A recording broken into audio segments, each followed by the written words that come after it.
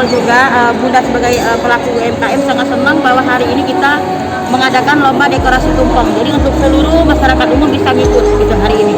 Tumpeng, jadi tumpengnya udah dari rumah, kita hanya mendekor saja.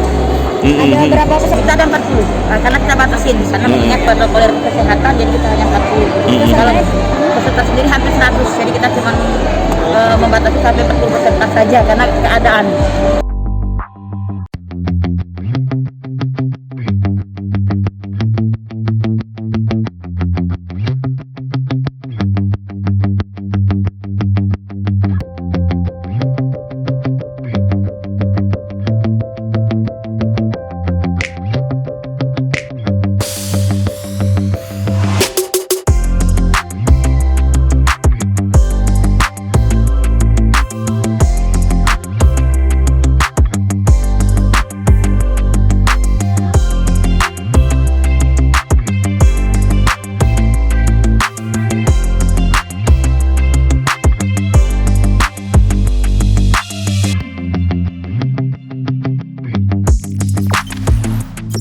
Jangan lupa subscribe, share, komen, dan like ya.